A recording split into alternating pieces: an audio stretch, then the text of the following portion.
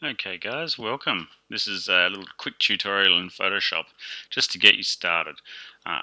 Firstly, open Photoshop. This is the easiest sort of option. Once you've opened Photoshop, you'll notice above here you have the standard sort of opening tools: file and edit, an image, layer, type, select, filter, etc. So first off, let's open an image. So if I go to file and I click open, I'll get my image, which is this lovely duck. I open my image. Now you'll notice it opens at, this one here is at 25%, as you can see it up here. It's an RGB8 image, which is really useful for what we're going to be doing.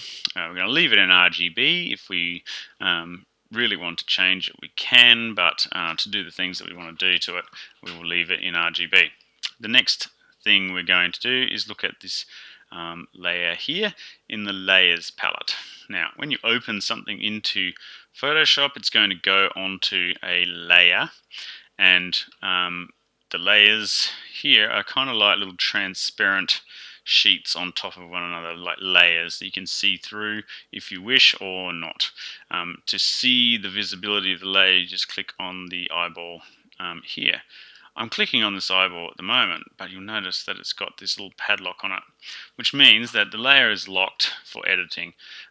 Because it's the original photo, we don't really want to muck around with it, so Photoshop automatically locks it for you. So what we want to do is to be able to do some editing on the images. We want to make a copy of this background.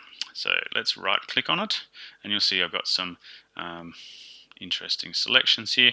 I can create a layer from the background, or I can duplicate the layer. Either or, duplicate layer will do the job, and that'll give me a layer at the above, like so. This little layer here with a padlock on it, I can make that not visible, so you can see what I'm talking about there, and then I can do stuff with this background copy layer. First thing I'm going to do is look at the adjustments. So I'm going to go to brightness and contrast. I'll click on this, and then I can manipulate the brightness of the image and the contrast of the image. If I go too bright and too high contrast, I will not see the edges of my image. It'll be too much. Likewise, if I go too far down in brightness and contrast, I won't be getting the detail that I need. So you kind of got to tweak it, and it's about, generally the quality of your photo at the first place is what you want to actually make the best you can. So when you take the shot, you need to make sure that you've got a nice lighting. It's much easier to manipulate the shot as you take it, rather than expect Photoshop to do some miracles with it. So I've taken this shot. It's under nice bright light outside.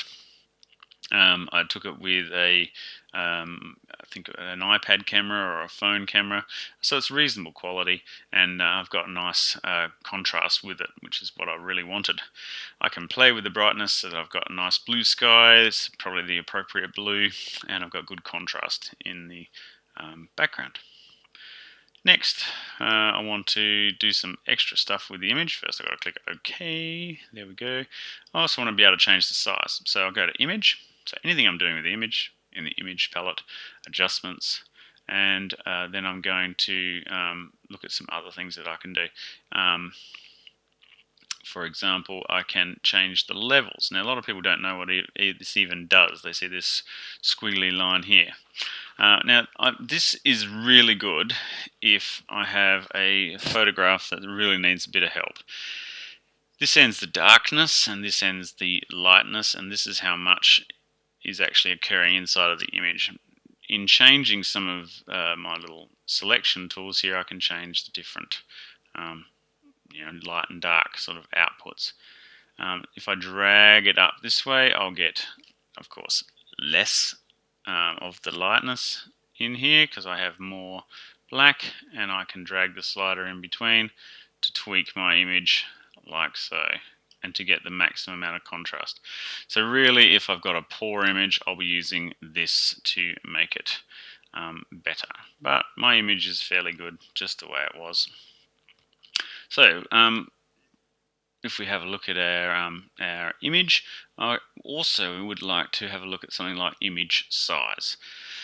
This here is what I use to change the size of my image. At the moment it's in pixels, So I'd go up in here and I can change it to whatever I'm told to in the tutorial. So let's say it's 1000 pixels wide. I can change that to 1000, and then automatically it'll link itself to the height, so it'll automatically change that. Now you notice on screen it shrinks it down. It's also showing it at 25%. If I really want to see what it is at 100%, I'll go into my view menu and you can see that there. Next, let's have a look at a few other things. One of the really fun things to do is to play with the filters. Now, filters in Photoshop are very similar to what you might have noticed with filters with your camera. In fact, your camera has copied some of the Photoshop filters. Go to the filter gallery and you can have a look at some of them. In the filter gallery, you'll have various filters that can be applied to the image, such as colored pencil, cutout, dry brush, film grains, paint daubs, palette knives, plastic wraps, all sorts of things to do interesting things to your image. Sometimes these are pretty garish, and so you normally would avoid them unless you know what you're doing, because they can get a little bit yuck. They're good to also to mix different filters with one another if you know what you want to achieve. We're going to be doing a few of these filters in upcoming sort of tutorials, so it's handy just to know exactly where they are. If you don't wish to apply a filter, then you don't have to. Also, all the filters have an ability to add or detract parts of that filter. So instead of having it just the way that the filter told you to, you can actually tweak it yourself, changing various things. In fact, there's so much ability in Photoshop to change your images, it can be quite daunting. And so it's great to actually have a few tutorials so that you can follow along and know what you're doing with your image. The last thing I'll show you how to do is to save your image, which is very simple. You go into File and you click Save. If I was to do that, I would be writing over the top of my own image that I'd begun with, which is probably not a good thing to do. Except in this case, if I click Save, it's going to save as a PSD file, which is a Photoshop document. Now, if I'm saving as that, there's no big deal, because it's actually going to save all of these layers at the same time. I'll still have my background layer, I'll still have everything that I really want from this, and it'll save it in the format of Photoshop. I can select various other ways of saving the image. I can even backdate it a little bit. Most of the time you would save it as a JPEG, because that's a small enough file for your computer to handle, and in fact most photos are in the JPEG format when you get them. So